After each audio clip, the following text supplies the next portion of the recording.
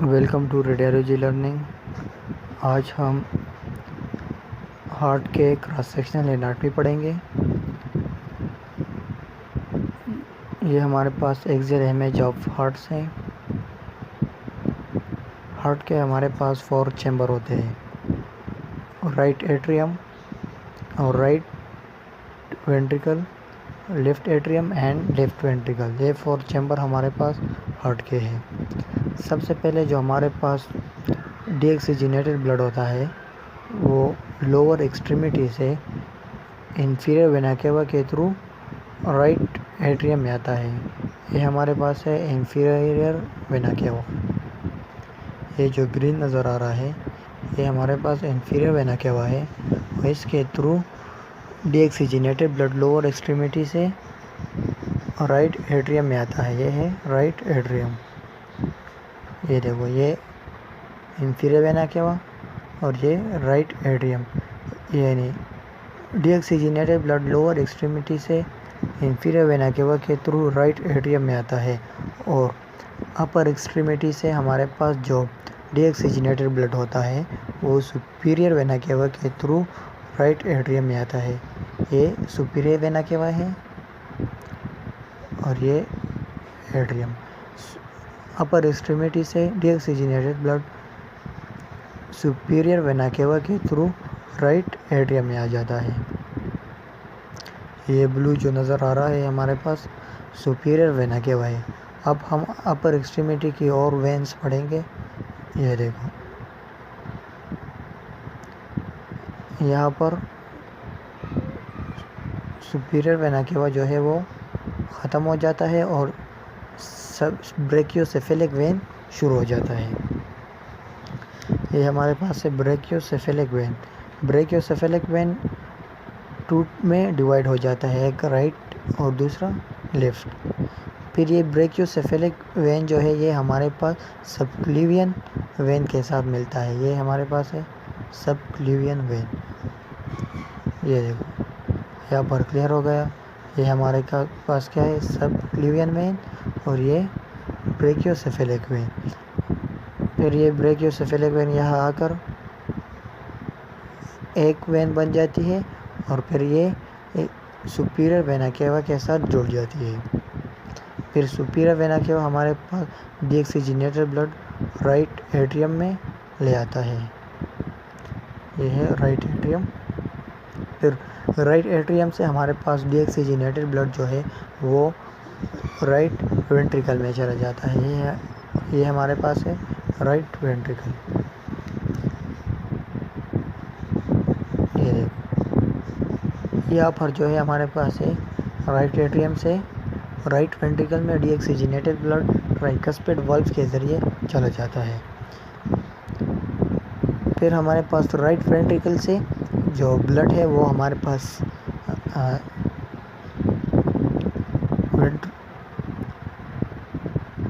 Pulmonary trunk और pulmonary artery के ज़रिए बोथ लंग्स में चला जाता है। ये हमारे पास राइट वेंट्रिकल और ये है, देखो, यहाँ से हमारे पास ये पल्मोनरी ट्रंक राइट वेंट्रिकल से निकल कर यहाँ पर पल्मोनरी आर्टरी बन जाती है मेन, एक राइट की तरफ और दूसरी लेफ्ट की तरफ। यहाँ से अब क्लियर हो गया। ये हमारे पास क्या है, राइट वेंट्रिकल। राइट वेंट्रिकल में जब डीऑक्सीजनेटेड ब्लड आ जाता है तो वो पल्मोनरी वाल्व के ज़रिए जो डीऑक्सीजनेटेड ब्लड होता है वो पल्मोनरी ट्रंक में आ जाता है और पल्मोनरी ट्रंक के बाद पल्मोनरी आर्टरी में वो ब्लड आ जाता है और पल्मोनरी आर्टरी के ज़रिए बोथ लंग्स में चला जाता है। जब वो ब्लड ऑक्सीजनेट हो जाता है तो फिर दोबारा पल्मोनरी वेन के ज़रिए आता है। ये है हमारे पास पल्मोनरी वेन्स। ये दोबारा पल्मोनरी वेन की तरफ ऑक्सीजनेटेड ब्लड जो है वो आता है कहाँ पर, लेफ्ट एट्रियम में। ये हमारे पास है लेफ्ट एट्रियम। ये देखो अभी क्लियर हो गया। ये हमारे पास है लेफ्ट एट्रियम और ये पल्मोनरी वेन। पल्मोनरी वेन के ज़रिए ऑक्सीजनेटेड ब्लड हमारे पास लेफ्ट एट्रियम में आता है और फिर लेफ्ट एट्रियम से हमारे पास लेफ्ट वेंट्रिकल में ऑक्सीजनेटेड ब्लड चला जाता है। ये है हमारे पास लेफ्ट वेंट्रिकल। ये अब क्लियर हो गया। हाँ, ये हमारे पास क्या है, पल्मोनरी वेन के ज़रिए ऑक्सीजनेटेड ब्लड आकर राइट एट्रियम में चला जाता है, लेफ्ट एट्रियम में सॉरी, और फिर लेफ्ट एट्रियम से लेफ्ट वेंट्रिकल में जो ऑक्सीजनेटेड ब्लड होता है वो चला जाता है। यहाँ पर लेफ्ट वेंट्रिकल और लेफ्ट एट्रियम के दरमियान हमारे पास बाइकस्पिड वल्व होता है, उसके ज़रिए हमारे पास जो ऑक्सीजनेटेड ब्लड होता है वो लेफ्ट वेंट्रिकल में चला जाता है और फिर लेफ्ट वेंट्रिकल से हमारे पास एरोटिक वल्व के ज़रिए जो ऑक्सीजनेटेड ब्लड होता है वो एरोटा में चला जाता है, असेंडिंग एरोटा में। ये हमारे पास है असेंडिंग एरोटा। ये देखो असेंडिंग एरोटा कहाँ से निकली, लेफ्ट वेंट्रिकल से। ये असेंडिंग एरोटा और लेफ्ट वेंट्रिकल से निकलती है, ठीक है। फिर असेंडिंग एरोटा आगे जाकर ये हमारे पास क्या बन जाती है, आर्च ऑफ एरोटा। ये हमारे पास है आर्च ऑफ एरोटा, ठीक है। ये असेंडिंग एरोटा, असेंडिंग एरोटा आगे जाकर यहाँ पर आर्च ऑफ एरोटा बन जाती है, ठीक है। फिर आर्च ऑफ एरोटा से हमारे पास 3 मेन आर्टरी निकलती है। कौन कौन सी, ये हमारे पास है 3 मेन आर्टरी।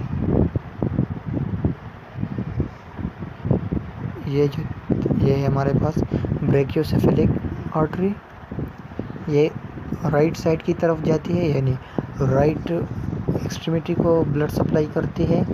और दूसरा हमारे पास है internal carotid artery.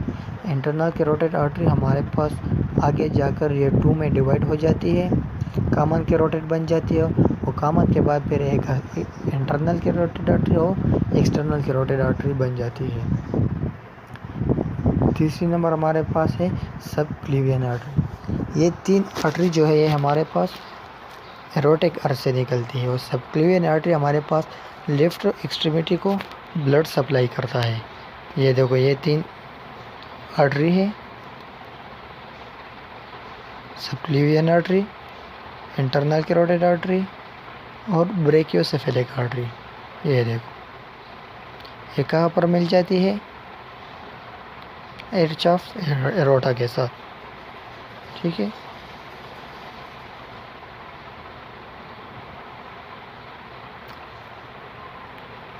Arch of aorta के साथ मिल जाती है और फिर हमारे पास डिसेंडिंग एरोटा शुरू हो जाती है, यानी थोरेसिक एरोटा हमारे पास शुरू हो जाती है। ये है थोरेसिक एरोटा।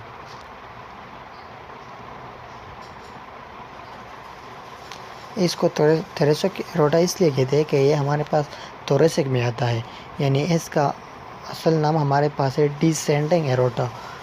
डिसेंडिंग एरोटा में क्या होता है, डिसेंडिंग एरोटा में जो हमारे पास ब्लड सप्लाई है वो नीचे की तरफ आती है, तो इसको हम डिसेंडिंग एरोटा कहते हैं। और असेंडिंग एरोटा वो होती है जिसमें ब्लड जो है ऊपर की तरफ जाता है, तो ये हमारे पास असेंडिंग एरोटा।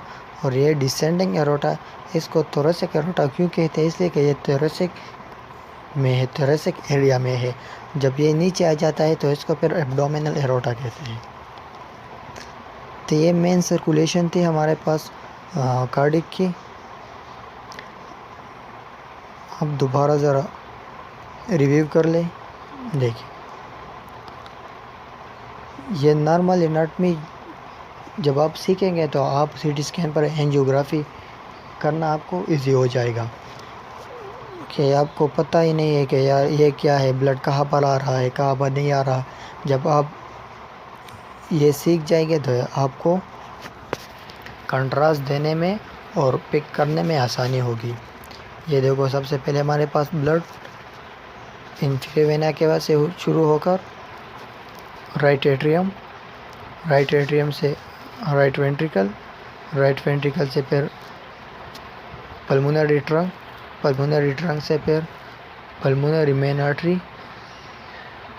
मेन आर्टरी से फिर हमारे पास पल्मोनरी वेन में ब्लड आता है। ये है पल्मोनरी वेन, ठीक है। फिर पल्मोनरी वेन से हमारे पास ब्लड जो है लेफ्ट एट्रियम में आता है, ठीक है। लेफ्ट एट्रियम से फिर लेफ्ट वेंट्रिकल में, ये लेफ्ट वेंट्रिकल हो गया। फिर लेफ्ट वेंट्रिकल से असेंडिंग एरोटा में, ये हमारे पास है असेंडिंग एरोटा आगे जाकर एरोटिक आर्च बन जाती है। फिर एरोटिक आर्च से हमारे पास 3 मेन आर्टरी निकलती है। कौन कौन सी?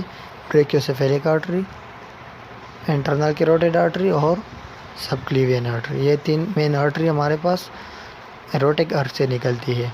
और फिर जो डिसेंडिंग एरोटा शुरू हो जाता है, जब वो थोरेसिक एरिया में होता है तो उसको हम थोरेसिक एरोटा कहते हैं, और जब एब्डोमिनल में होता है तो उसको हम एब्डोमिनल एरोटा कहते हैं। तो ये नॉर्मल एनाटॉमी थी कार्डिक की।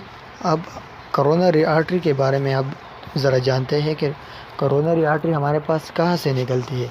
सबसे पहले करोनरी आर्टरी हमारे पास जो है वो असेंडिंग एरोटा से निकलती है। अभी इसमें स्टडी करेंगे कि आर्टरी कहाँ है। हम सबसे पहले असेंडिंग एरोटा की तरफ आते हैं। ये हमारे पास क्या है? Ascending aorta. असेंडिंग एरोटा कहाँ से निकलती है?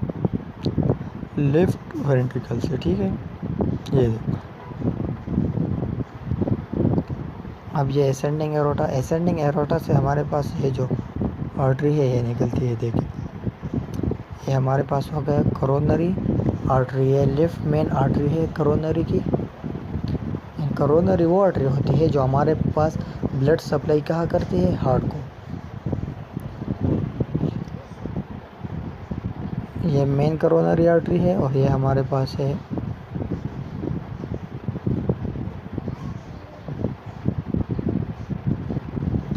एंटीरियर डिसेंडिंग करोनरी आर्टरी है, लेफ्ट साइड। अच्छा, डिसेंडिंग ये नीचे की तरफ जो ब्लड सप्लाई करती है हार्ट की एपेक्स को, ये हमारे पास क्या है? Anterior descending left coronary artery है।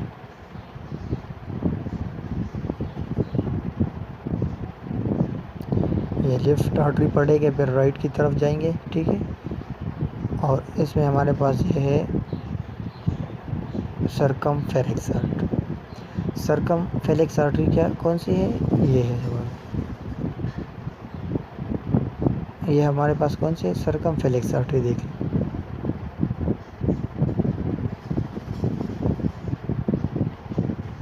ठीक है। ये हमारे पास सर्कमफेरेक्स आर्टरी।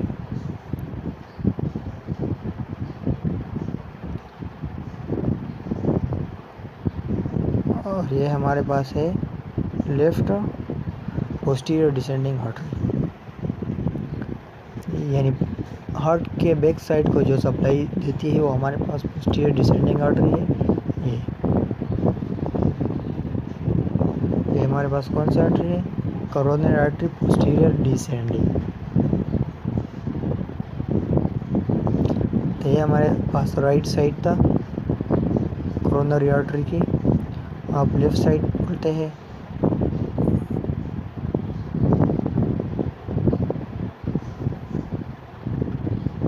और ये सब आर्टरी जो है करोनरी के हमारे पास असेंडिंग एरोटा से निकलती है।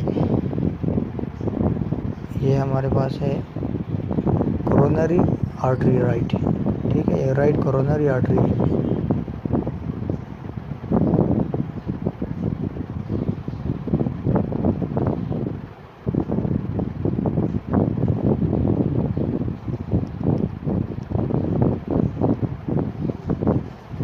ये हमारे पास क्या थे? ये राइट करोनरी आर्टरी देख लें कहाँ से निकलती है? एरोटिक आर्च से। ये देखो, फिर राइट कोरोनरी आर्टरी हमारे पास आगे जाकर डिवाइड होती है, ठीक है।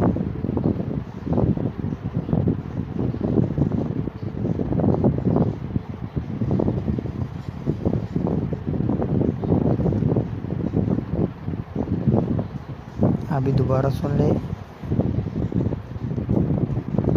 ये क्या है? Ascending aorta.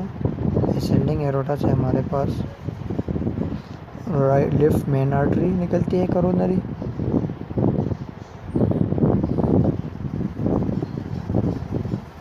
ये हमारे पास है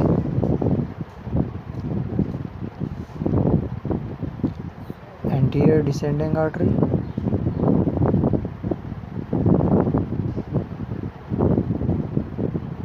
ये हमारे पास लेफ्ट सर्कमफेलेक्स आर्टरी हो गई।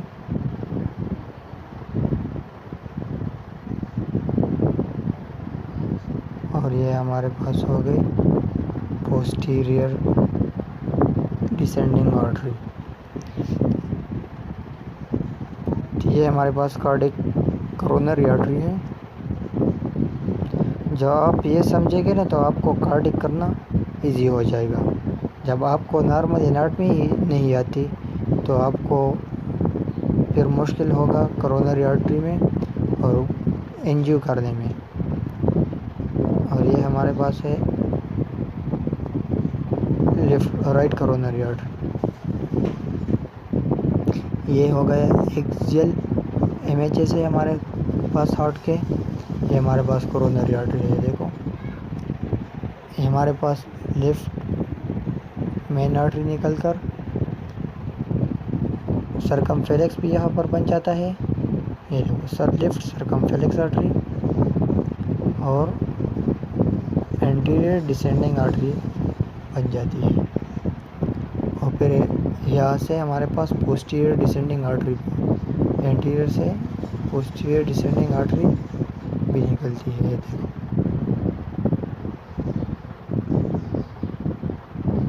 ये हमारे पास है पोस्टीरियर डिसेंडिंग आर्टरी। तो ये normal anatomy of the heart थी। अगर वीडियो पसंद आए तो दोस्तों के साथ शेयर कर लें और इसको स्टडी कर लें। ये एक दफ़ा देख के ये याद नहीं होता, इसको बार बार देखना है आपने, ताकि आप अच्छी तरह से एनाटॉमी सीख लें। और जब आप पेशेंट को कार्डिक करेंगे तो आपको ये इजी होगा।